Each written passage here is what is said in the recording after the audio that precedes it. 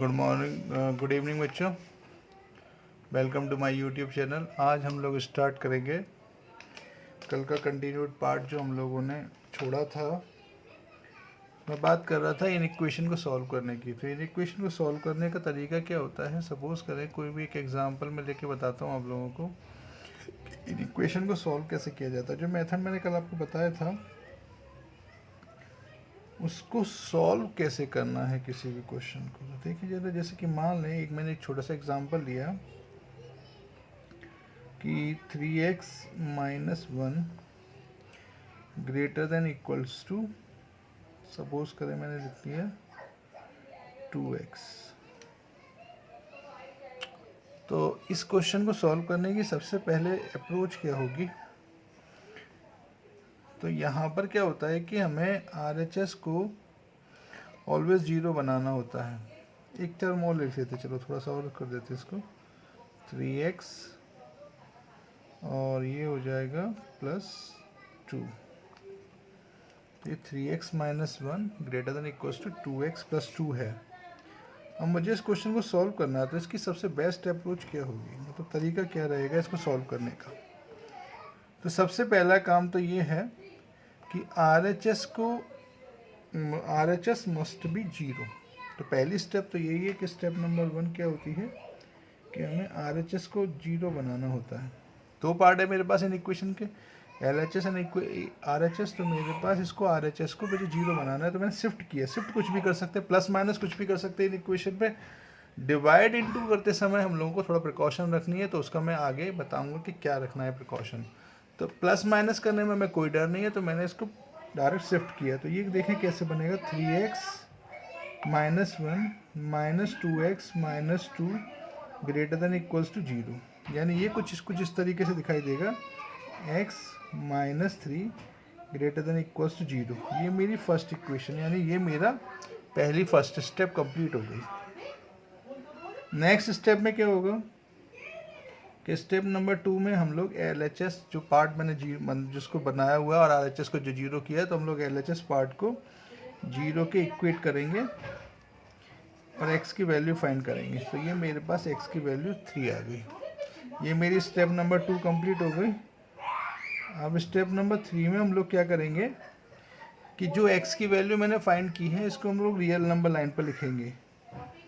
तो ये real number line पर मेरे पास ये 3 मैंने ले लिया।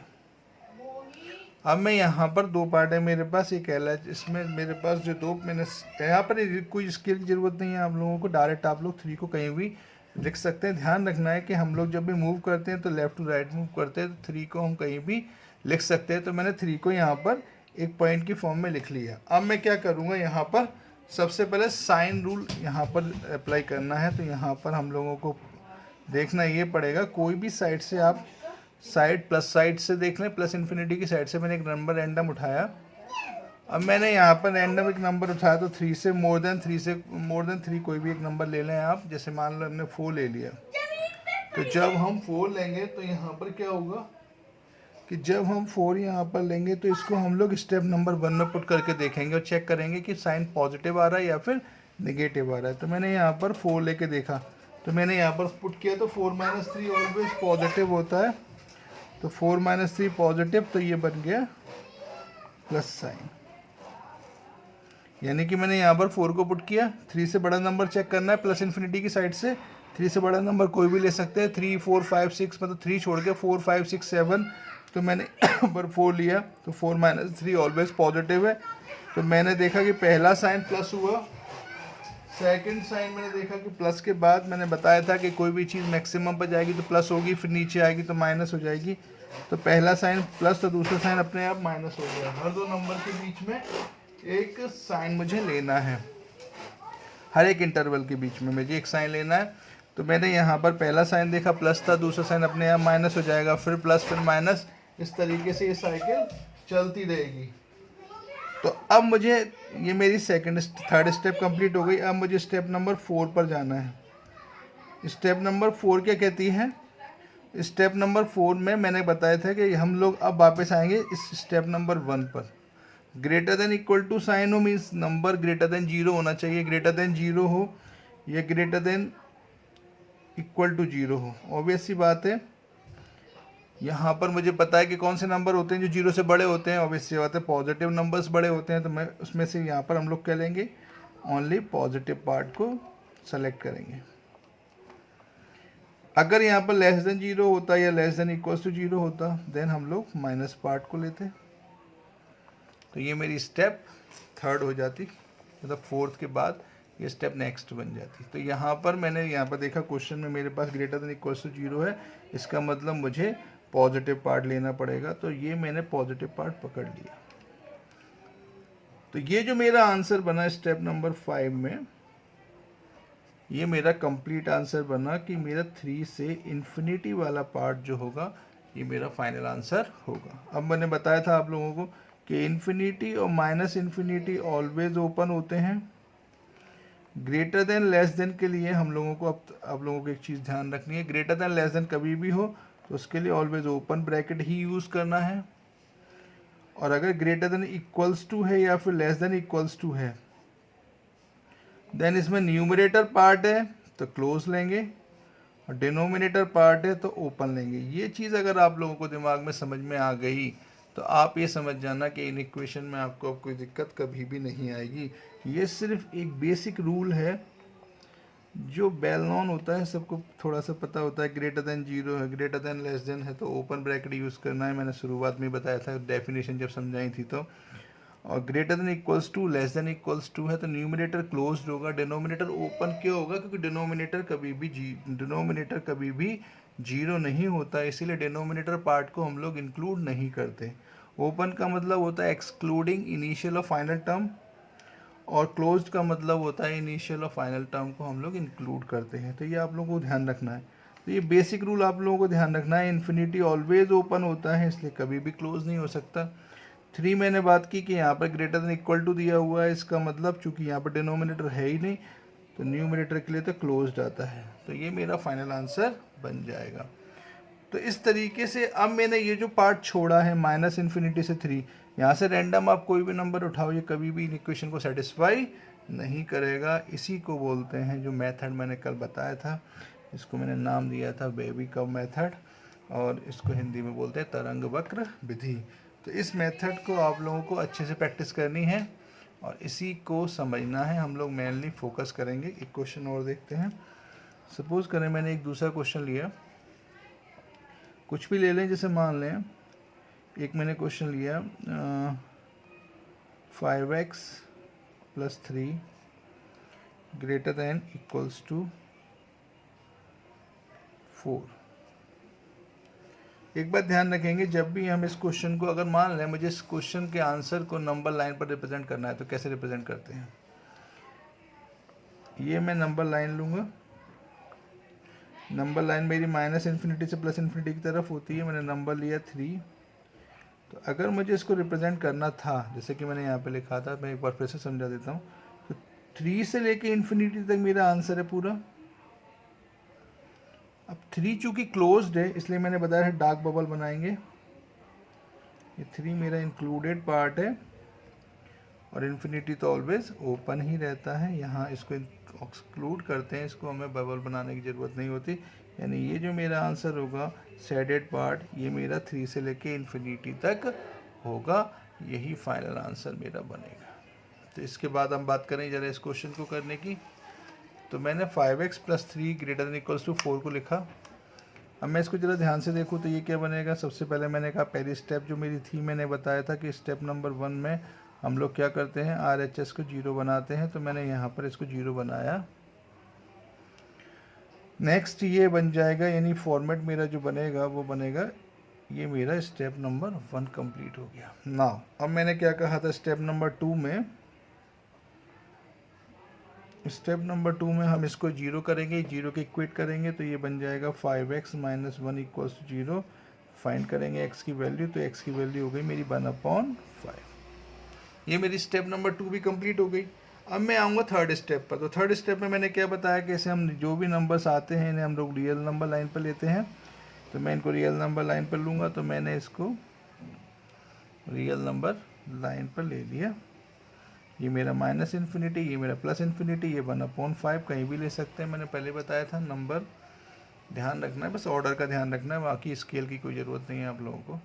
तो ये मेरे पास इस तरीके से आ गया। अब मैंने इस यहाँ पर देखा 1/5 से बड़ा, ऑब्वियस सी बात है 1/5 तो 1 से भी 1 से छोटा नंबर है, तो मैंने कहा 1 ले लो, 2 ले लो, कुछ भी ले लो, जो भी नंबर मन में आता है। 1/5 प्लस इन्फिनिटी की साइड से कोई भी नंबर रैंडम उठाते हैं, तो मैंने कहा यहाँ पर मैंने 1 ले लिया। ऑब्वियस सी बात है 0.2 होता है ये, तो ये 1 ले लिया मैंने। 1 को चेक किया, स्टेप नंबर 1 में रखा, तो 5 - 1 4 मीन्स, यानी x की जगह पर रखेंगे, तो मैंने 1 को यहाँ पर पुट किया, तो 5 × 1 5, 5 - 1, ऑब्वियस सी बात है पॉजिटिव आया, तो ये मेरा प्लस आया, तो दूसरा अपने आप माइनस। हर दो नंबर्स के बीच में एक साइन लेना है पहला प्लस तो अपने आप दूसरा माइनस, फिर प्लस, फिर माइनस, फिर प्लस, फिर माइनस, इस तरीके से चलेगा। तो देखिए यहाँ पर प्लस साइड से मैंने देखा, मैंने क्वेश्चन को देखा ध्यान से, फिर से वही >= 0 है। >0 के केस में हम लोगों को क्या लेना है, पॉजिटिव पार्ट। तो ऑब्वियस सी बात है हम पॉजिटिव पार्ट पकड़ेंगे, तो मेरा फाइनल आंसर बनेगा स्टेप नंबर 4 में 1/5 से इन्फिनिटी। मैंने बताया था इन्फिनिटी ऑलवेज ओपन होता है, >= न्यूमरेटर के केस में क्लोज्ड होता है और डिनोमिनेटर के केस में ओपन होता है। तो ये जो क्वेश्चंस मैंने तरीका बताया, इस तरीके से आप इन इक्वेशन का कोई भी क्वेश्चन सॉल्व करेंगे, आपको कोई भी दिक्कत नहीं आएगी। आप किसी भी तरीके का कोई भी क्वेश्चन, चाहे वो 1st डिग्री का हो, चाहे वो 2nd डिग्री का हो, चाहे वो 3rd डिग्री का हो, कोई भी प्रॉब्लम आपको नहीं आनी है। ये इस टाइप के क्वेश्चंस को करने की बेस्ट अप्रोच मैंने आपको बता दी है, और यही आपको एग्ज़ाम में लगानी है। इस क्वेश्चन को आप चाहें, अब आपको अगर मान लो दिमाग में आता है कि मैं अगर इसको सॉल्व करूंगा तो मतलब किस तरीके से इसको ग्राफ, मतलब नंबर लाइन पे किस तरीके से शो कराएंगे, तो मैंने अभी बता दिया था आप लोगों को। अगर मैं इसको शो कराना चाहूँ तो ऑब्वियस सी बात है इसका आंसर कुछ इस तरीके से बनेगा, 1/5 से इन्फिनिटी। अब मैंने कहा 1/5 तो इंक्लूडेड पार्ट है, तो इसलिए यहाँ पर क्लोज्ड आ जाएगा, डार्क बबल आ जाएगा। ये मेरा फाइनल आंसर बन जाएगा। समझ में आया? आई होप समझ में आया होगा। कुछ इस तरीके के क्वेश्चन आप लोगों को करने होते हैं एग्ज़ाम में, और इस तरीके से आप किसी भी इन इक्वेशन के क्वेश्चन को आप कर सकते हैं। मैं आप लोगों को कुछ भी क्वेश्चन दे दूं, आप कोई भी क्वेश्चन अटेम्प्ट कर सकते हैं बिना दिक्कत के इस टाइप की कैटेगरी से। तो मैं एक छोटा सा प्रैक्टिस के लिए आप लोगों को 1-2 क्वेश्चन देता हूं। जैसे कि मान लें एक क्वेश्चन और देता हूं मैं आपको, 5x + 3, चलिए मैं ही कराता हूँ एक क्वेश्चन और। 5x + 3/3x - 1 ग्रेटर देन, और चलो अब ग्रेटर देन का केस लेते हैं, >0। अब इस केस में सबसे पहले मेरे दिमाग में क्या आना चाहिए, मैंने कहा न्यूमरेटर भी डिनोमिनेटर भी है, लेकिन एक चीज़ अच्छी है, यहाँ पर सिर्फ >0 दिया हुआ है, तो ऑब्वियस सी बात है ग्रेटर देन लेस देन में तो ऑलवेज ओपन ही ब्रैकेट यूज़ होगा, तो कोई टेंशन की बात ही नहीं है। तो अगर इस तरीके के कोई भी क्वेश्चन आपको देते हैं तो आपको सबसे पहले ये समझना है कि हम ब्रैकेट किस तरीके का यूज़ करेंगे। तो यहाँ पर तो मुझे दिख रहा है कि ग्रेटर देन लेस देन के केस में तो क्लोज ब्रैकेट तो आ ही नहीं सकता, तो ये चीज़ की टेंशन आप लोगों को नहीं होनी चाहिए। सबसे पहली स्टेप क्या होगी, मैंने कहा RHS 0 है, ऑब्वियस सी बात है, तो पहली स्टेप तो कंप्लीट है। सेकंड स्टेप पर आ जाओ डायरेक्ट। अब मैं डायरेक्ट करूँगा क्योंकि स्टेप बाय लिखने की ज़रूरत नहीं होती है, तो समझाने के लिए आपको बताया था। न्यूमरेटर पार्ट अलग 0 करेंगे, डिनोमिनेटर पार्ट को अलग 0 करेंगे, x की वैल्यू निकालेंगे, तो x की वैल्यू मेरी आ गई -3/5 और यहाँ से आ गई 1/3। ये तो समझ में आ गया होगा मुझे लगता है। नेक्स्ट स्टेप जो मेरी है वो रियल नंबर लाइन है,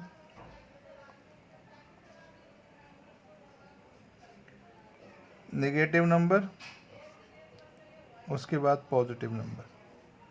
ये तो सिंपल कंसेप्ट जानते हैं, नेगेटिव से पॉजिटिव की तरफ मूव करते हैं, तो नेगेटिव नंबर पहले आएगा फिर पॉजिटिव नंबर आएगा, कुछ भी सोचने की ज़रूरत इसमें नहीं है।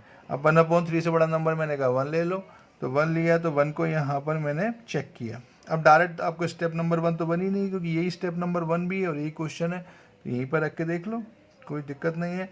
तो मैंने यहाँ पर रखा, तो ये 5 + 3 8 हुआ और 3 - 1 2 हुआ। ऑब्वियस सी बात है कि ये पॉजिटिव आ रहा है, तो पहला साइन प्लस हुआ, देन अगला साइन माइनस होगा तो फिर अगला साइन प्लस होगा। देखिए हर दो नंबर के बीच में एक साइन आना है।